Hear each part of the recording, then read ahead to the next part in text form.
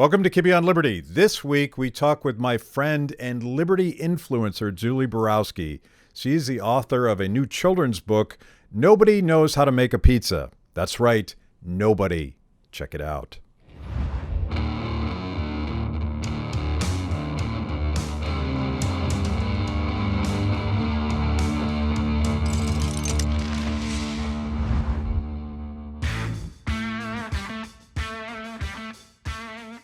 Julie, welcome. Thank you. Thank you for having me. You are the author of this fantastic new book. I read the whole thing in one sitting. Nobody Knows How to Make a Pizza by Julie Borowski. And my gotcha question is, surely you know how to make a pizza, right? No, that's the whole point of the book. You don't know how to make a pizza. I don't know how to milk a cow. I don't know how to make cheese. I don't know how to grow wheat. I don't know how to do any of those things. But you've made pizza.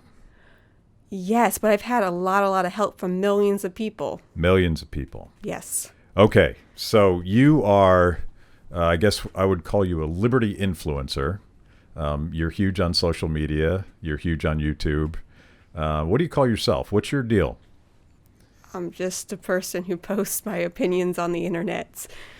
But you're like, when we worked together, you were like one of the first innovators, at least in my world, where you were posting funny videos talking about liberty and engaging an audience outside of those of us that read Ludwig von Mises with reverence. Yeah, my whole point was trying to make these ideas more simple and more fun. So I created a YouTube channel where I took all these Austrian economic stuff and posted in these silly 2-3 minute videos. So this is a continuation of that. Yes. And you realize that most people on social media have the intellectual maturity of a 5-year-old. I've noticed there's a lot of angry people out there. Yeah. But there's nothing angry about this book. No. Tell me what the deal is. You published this just a couple weeks ago. And how's it going? Good. It's a very fun, positive book. So I got the inspiration through Leonard Read's iPencil, where he talks about how nobody knows how to make a pencil. It's a very simple thing, but there's millions and millions of people involved. Well, this is a great, fascinating story, but I thought, well, I want to make it even more kid-friendly, so I made it about pizza. And so far, it's gone great. A lot of parents say their kids love it. They see the pizza in the front, and they're really excited to read it. So it's going great. What's the marketing strategy? It's all online, word of mouth? Social media, I've gotten endorsements. Rand Paul endorsed it, which is a pretty big deal for me. I was excited to get that one. That's a bucket list thing, right? Yeah. See, I said it. I'll say it again. Who else has endorsed it? I was on the Tom Woods show. Jeffrey Tucker endorsed it. Robert Murphy, a bunch of big Liberty influencers, as you say, would have endorsed it. But beyond that, it's really a book that any parent can read their child. I didn't want to make this just a libertarian book. Like, it has a broad appeal. Like, anyone can read it. Yeah, there's no citation of Mises. I mean, you do acknowledge Leonard Read, but you don't use the word praxeology in here once. No, I didn't want it to be an ideology, a book. I wanted it just to be an educational book, and I think that's what it is. I've had teachers come to me and say they've read it to their classroom, and it's no big deal because it is educational, fun, and positive. Yeah, it's contrarian, but it seems so obvious when you explain to people what it means that no one can make a pizza. So give us the spoiler. Tell us what the end of the book is. The end of the book is that nobody knows how to make a pizza. It's kind of the title there, but it talks about all the people involved in making a pizza, and it goes through some of them: the lady at the factory, the farmer, the person who delivers the tomatoes, people that you don't think when you're eating a pizza. You think, oh, the chef made this in 5 minutes, but no, actually it's a very, very complicated process that no one person or central planner can manage. All these people come together voluntarily and make this amazing pizza. It's Leonard Read was sort of a gateway for me. I went to Grove City College, and I ended up going to the Foundation for Economic Education right after he had passed away. And the first thing you read is iPencil. And what's so radical about that essay is that it was simple and common sense and really intended, like your book. It's intended to reach people who don't care about philosophy or economics. They're just people trying to figure stuff out. And he was the guy, I think the first guy in America that said, let's take all these academic ideas of Hayek and Mises and that kind of thing, and let's translate them. You're sort of one of the products of that project. I don't even know if you knew that when you were going to college or something, but you're sort of one of Leonard Read's kids, if you will. I suppose, because I first read iPencil when I was 20. I was going to Institute for Humane Studies seminar back in the day, and that was one of the things they told us to read, and I had never read it. I agreed already with the ideas, but I was like, wow, this is so simple and profound. This is amazing. It's both Adam Smith's Invisible Hand and Friedrich Hayek's understanding of sort of spontaneous order. We talk a lot about Hayek on this show, and even though we're talking about a children's book, you should know that devout viewers of this podcast they chug a beer every time I quote Hayek, so I have to do that. That's okay though, right? Yeah, go for it. By the way, beer is my metaphor. Okay. Because and we've done a lot of videos about beer, maybe not as child friendly as pizza, but I've been obsessed by the fact that you can't buy a beer in Venezuela anymore. And yet in the United States, you have this incredible diversity of styles and flavors. And it's that same magic. Like, I suppose nobody can make a beer. And Venezuela proved that because they cut off the process by which you would get all of that local knowledge and products and to come into one place. That's cool. I mean, to me, it all tastes like pee, to be honest with you. Oh. So. Okay, this interview's over. Bye. So you don't like beer? No, sorry, but I like pizza. Okay. That's my metaphor. I guess that's why markets work, is you don't have to like beer, and I don't have to like pizza. So what kind of pizza do you like? My favorite pizza is actually white pizza, and I get attacked by people saying that's very simple, but it tastes good. Why ruin it? Is white pizza real pizza? Yes, to me it is. To you it is? Yeah. Is it real pizza? Yeah. We have an Italian on set, so. I like a white pie. Like if I went to Naples, would I get a white pizza? I think so. Yeah. All right. Yeah, Rome has a white pie that's really good. So you've been at this game for a while, and now you're talking to moms and their kids, but the overall environment, are you positive or negative? Because if you spend too much time on social media like I do, you might walk away with the impression that things are going to hell in a handbasket, and that nobody gets liberty anymore, and that sort of this strange new authoritarianism is rising up. What's your take, and how do we make sure the good guys keep moving in the right direction? Social media can be very, very bad for your mental health. I know this personally. Fear sells.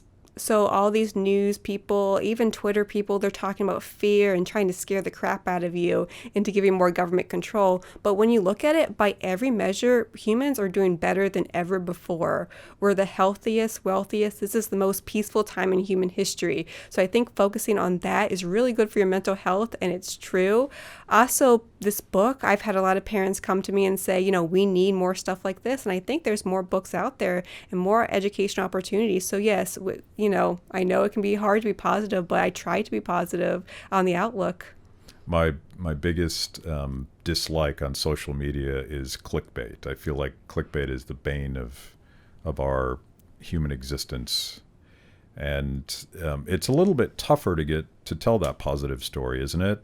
Like, do you get a lot of clicks saying, by the way, guys, everything's okay? Exactly. Fewer people are poor, fewer people are starving, more people have more opportunities. And that's sort of in the trajectory from the Industrial Revolution is quite profound. But people don't really believe that, do they? It's hard because sensationalism and fear, all that sells very well. Even for me, I know if I put out a negative video, it's going to get a lot more clicks than a positive video. That's where I've tried to, over the past couple months, really focus on the positive, because I think there's so much anxiety, especially among millennials, depression and anxiety. People are so scared of climate change right now, and we're all going to die in 12 years, and that's not the truth. So I'm really trying to change people's perspective, because all this anxiety is is really bad for our country. We see all these mass shootings and stuff. And I think one of the reasons is news media selling us this anxiety instead of the true story. So I'm trying to change the narrative there. Yeah, that's awesome. And your videos have always been funny, even when when you're picking on people. So your book is for parents who want to teach their kids about, I guess markets. I mean, markets and freedom and how it is that sort of magically people cooperate. But you're kind of hacking the education system here, right? Because they're not going to learn about these things in grade school, are they? It depends. I saw a picture on Twitter. An elementary school teacher was reading that book to their classroom. So my hope is that this book is great for homeschooling parents, but I also want to introduce it into the schools. I think this would be a perfect book to teach kids in school. So I think that's my hope, because not every parent can homeschool, unfortunately. A lot of people, I went to public school. A lot of their kids are in public school. So I hope we can put this in public schools as well as homeschooling parents. You and I are both victims of public schooling, and somehow we've survived. Yeah. So do you have a strategy for reaching teachers? No, I don't right now. I hope maybe my followers, it's just out there, right? My followers will say, "Hey," and introduce them to this book. Yeah. So direct to camera pitch to teachers right now. Yes. Buy this book. Or if you have kids in public schools, you can donate this book. You can buy it and donate it to any school. Nice. Nice. That was a hard sell. Yeah. So where do you actually buy this book? It's on Amazon. Mm-hmm. Aren't you worried that Amazon will stifle your speech? Not so much. The cool thing about it is that Amazon has this thing called the Kindle Publishing. I'm a self-published author. Anyone can become an author these days. I just uploaded this to their platform. They print it out, they ship it themselves, and I get a cut. It's amazing the opportunities that the internet has provided. I'm a stay-at-home mom, and I can make a book and make it to the internet, and people buy it. It's truly amazing how much the world has changed because of it. You didn't need a publisher, No. and without a publisher, you also don't get the publisher taking the lion's share of the proceeds. Yeah, the stigma against self-published authors has really gone down. I didn't want to get a publisher because I wanted to have control over this book. I wanted to have all the control over the illustrations and have the final say. So for me, that was really important. And I didn't need an agent. I had social media. I had followers. So I kind of cut out the middleman and did it myself. So it's truly amazing how anyone can really do this. Yeah. I mean, that to me is why I'm optimistic about the future of ideas, because you don't actually need a publisher's permission. You don't need to get in the New York Times. You don't need to get on the nightly news. You can do what you've been doing your entire career, which is just self-publish, create your own YouTube channel, reach young people that way. And to me, it's virtually impossible to imagine that the government or the teachers unions or the intellectual elites, whoever they are, they can't stop this process because people are free and they have these tools. No, they can't stop me, Matt. No. You cannot be stopped. No, I'm unstoppable. So you name drop some Austrian economists, which is music to my ears. What's your personal story like? How on earth do you find ideas like Mises and Austrian economics? Well, we go back to the internet. I was a weird kid who cared about politics, but it wasn't until I was about 15 I found the world's smallest political quiz online. Yeah. And you take it and see what your political affiliation is, and it said I was a libertarian. And at the time, I had no idea what the heck that was. Like, that's weird. Is that like a super liberal or something? And I Googled it, and it said people who want maximum freedom, both personal and economic freedom. And I was like, wait, that's me. And I found out they were anti-war too, and I was like, wow, these are capitalists against war. And I didn't know that was a possibility. I thought there was only two camps. So for me, that was just so eye-opening, and it was because of the internet that I found these ideas. And you ended up going, you found an Austrian economics professor at Frostburg state. Yes. Is that right? Dr. William Anderson, he writes for the Mises Institute, but it's funny, at the time, I did not know he was a libertarian. He was my economics professor. Yeah. He was just teaching economics, and I didn't know that he was a Ron Paul supporter and everything, so it's kind of funny to find that out.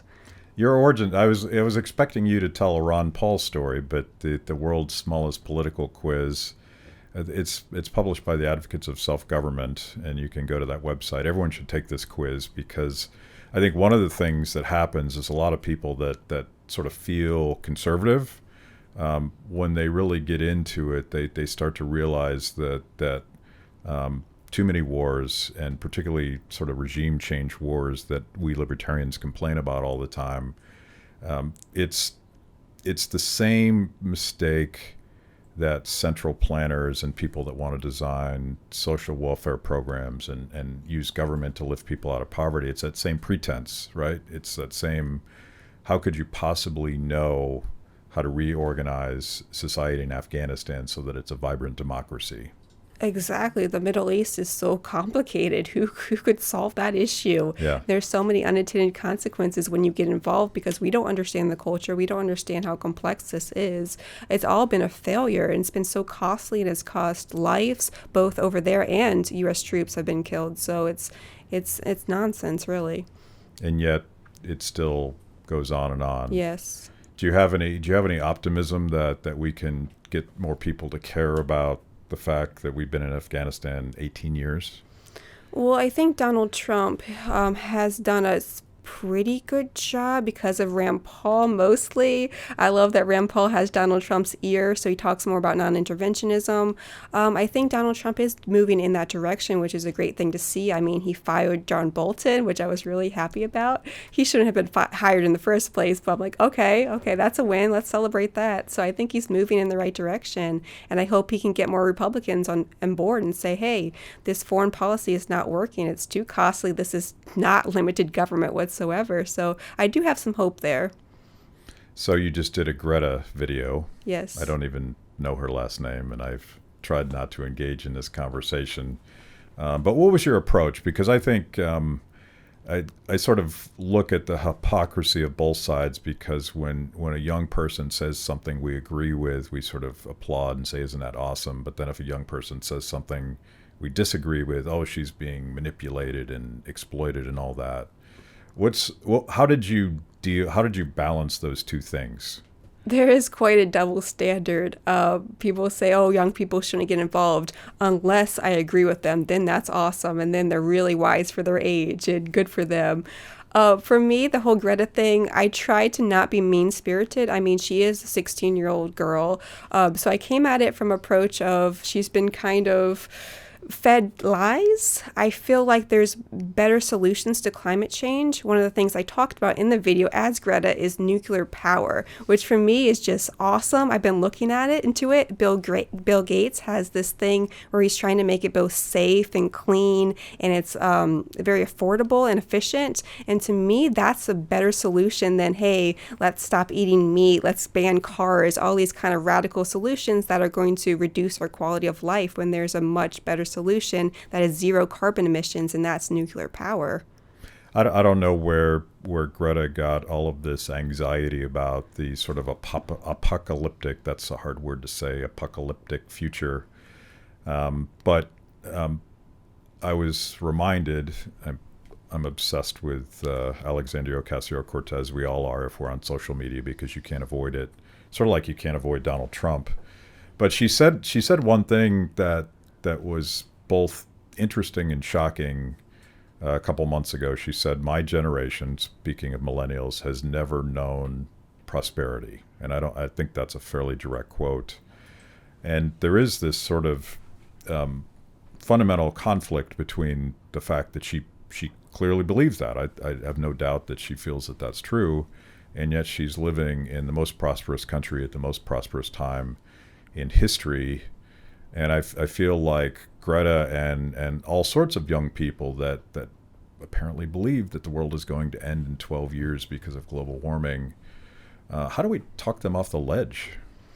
That's absurd to me. I'm a big fan of genealogy, researching my family history, and I love to look at my family from 100 years ago and seeing what they were going through and actually real hardships of true extreme poverty in the United States, and realizing how they came in my life is completely different. Most millennials cannot fathom a poverty that existed 100 years ago in this country. We keep getting richer, we keep getting more prosperous, more healthy. I mean, look at the facts instead of being scared by all this media that's going on through social media.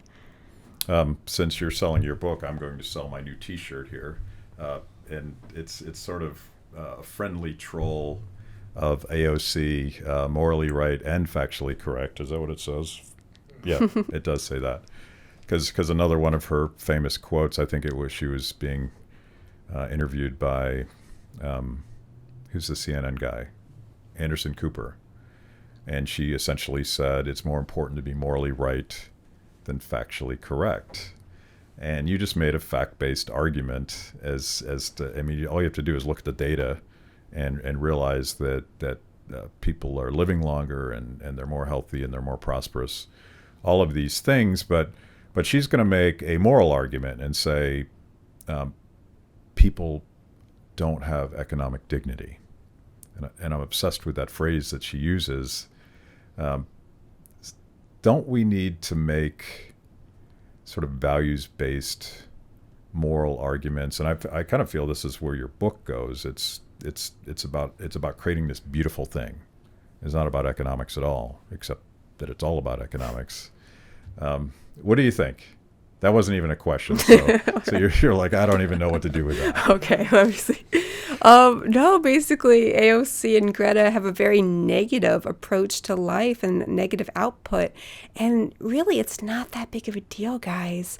If climate change exists, we have free market solutions to the problem. We have, like I said, nuclear power. Electric cars are getting better and more affordable. I read soon we're going to have electric power airplanes on one single battery. We can fly across the country. There's all these free market solutions to this problem. And instead of focus on the positive, they're focusing on the negative, the doom and gloom, which is hurting everyone's mental health.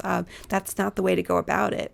Which is the point of your book. Yes. Nobody knows how to make a pizza, available on Amazon. Yes. And it's ultimately an explanation of Hayek's. When he was debating the socialists, the central planners, he was trying to explain to them why you couldn't replace this very bottom-up spontaneous process with some sort of top-down plan, because the guy at the top, or the guys and the ladies, whoever it is, they don't know enough. They can't possibly know enough. They can't capture the millions and millions and millions of people with their personal knowledge of how to make one part of a pizza. And don't we need to apply that philosophy to energy? Because yes, nuclear is clearly better option, but there might be even something better around the corner. And the problem with the New Green Deal is it centralizes it and takes away that innovation from some young person. We don't even know who it is yet. That person's going to solve this problem. Yeah, we don't know the future, and we don't know what we don't know about the future, about the new inventions and innovation that's coming. Like, human progress is just absolutely amazing. This new technology that just blows my mind. They may go to Mars soon. I don't even understand how. Like, all this stuff, and there's no one central planner who can control it. It's up to the people and to create new inventions and all this stuff. It just blows my mind, Matt. Will we find aliens out there? I don't know. I thought they were Area 51, but then they moved them because of the people coming in. So, one of my theories is that Mark Zuckerberg is in fact a lizard alien from another planet. You're going to get banned from Facebook. I've said it once on this show, and it hasn't. Well, maybe I've been shadow banned this whole time. I don't know, but I'm going to stick with that opinion. Okay. Yeah, we're in America. We can do that. So if we start with young people, and I'm thinking about like I've been trying for most of my career to help people break up the education monopoly, because you have the system K through 12, and now the university system. It's a cartel It's one size fits all. It's failing our kids. It's more and more expensive. And I always thought that we had to fix that in order to make sure that young people had access to ideas and the basic skills to get ahead in the world. But I don't think that anymore. I think we can hack the system from the outside because of the technology that's allowing you to sell this book. I think we can do both. Like you mentioned, I have Dr. William Anderson was my economics professor. He was in the system, but we also have these books outside the system. I think parents, even if they can't homeschool, they can educate their kids at the house. So I think we can do both, and I think that's really more is better. So homeschooling and unschooling, these are these growing trends in the U.S.? Do you know? I think so. I've heard that homeschooling like 30 years ago was kind of this wacky, crazy, super religious only thing. Now I've heard that a lot of parents who are not religious or, just regular parents are homeschooling their kids. So I think it really is growing into a more mainstream thing. I've also heard there's things like homeschooling co-ops to actually bring socialization to the kids. So I think it is a growing movement. We have an unschooler on set here, so we have to give a shout out to unschooling. So let's close with this. I want to know what you're doing next, and you alluded to this, and the reason I wanted you on the show is that you've gone from sort of like Twitter warfare when you were younger. Yeah. To sort of walking away from that and focusing on the positive, beautiful aspects of liberty. You've written this book. What's your strategy to the extent you can share that with a competitor? Because I might steal it from you. I just frankly don't have time to be arguing with strangers online about stuff that doesn't really matter. I wrote this book. I'm writing the second book now. I'm going to be making more YouTube videos. Recently, I've come out with some, and I just want to focus on the positive and help people. And that's my thing. I want to have a positive influence on people. I don't want to just be trolling, even though that can be fun at times, but I actually want to make the world a better place. And so I think this book and my YouTube videos and this kind of the new attitude I have is going to help. Cool. Julie Borowski, nobody knows how to make a pizza. We should actually go get a pizza now. All right, let's do it. Thanks for doing this. All right, thank you.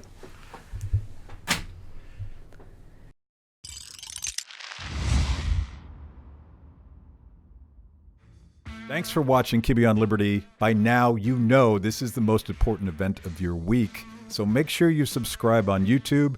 Click the little bell so you get notifications. Kibbe on Liberty, mostly honest conversations with mostly interesting people.